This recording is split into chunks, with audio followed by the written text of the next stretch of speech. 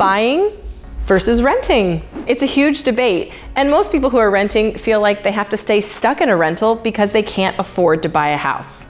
Well, I'm here to challenge you on that a little bit because I think it's more affordable than you think. I'm Lindsey Johnson, your resource with all things real estate.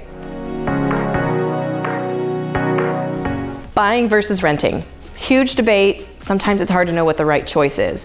But most people who are renting usually rent for 3 reasons. They feel like they can't afford to buy a house. They want the freedom and flexibility to just pack up and jet off wherever they want. Or perhaps they like the idea that the landlord has to fix everything. Well, I am here to push on that just a little bit because I think if your goal of homeownership is one that's important to you, there's a way to make that happen. And let's start off first by talking about affordability.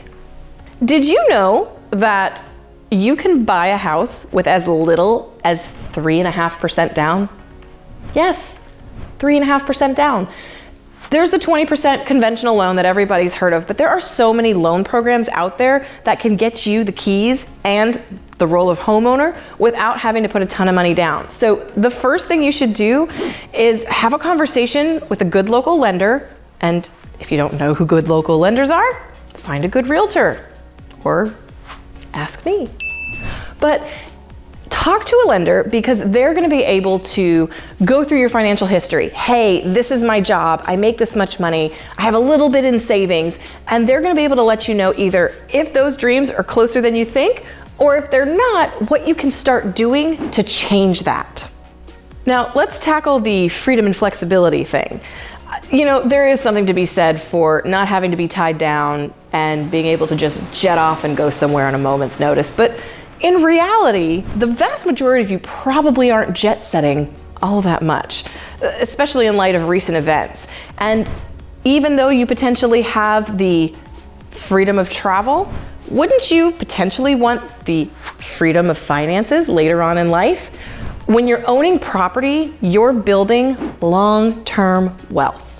Real estate is what we call an appreciating asset. It gains in value over time. Now, from point A to 30 years from now, there might be some ebbs and flows. It's not always constantly up. But what we notice is even as it's going up and down, the whole trend is that it continues to go up.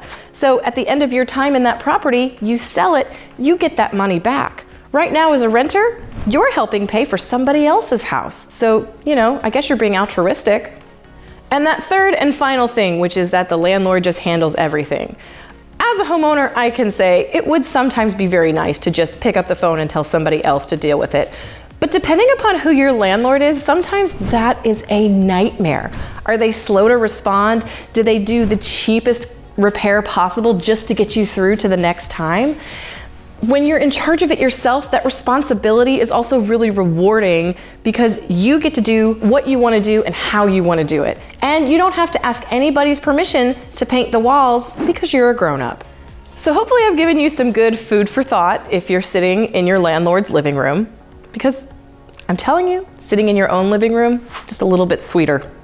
Make sure that you're educating yourself.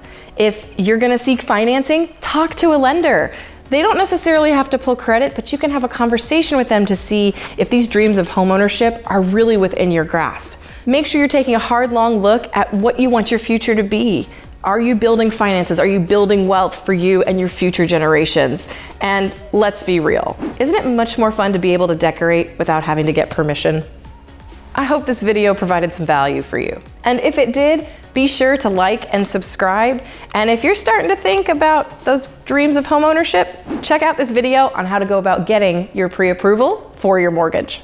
I'm Lindsey Johnson, your resource for all things real estate. I'll see you next time.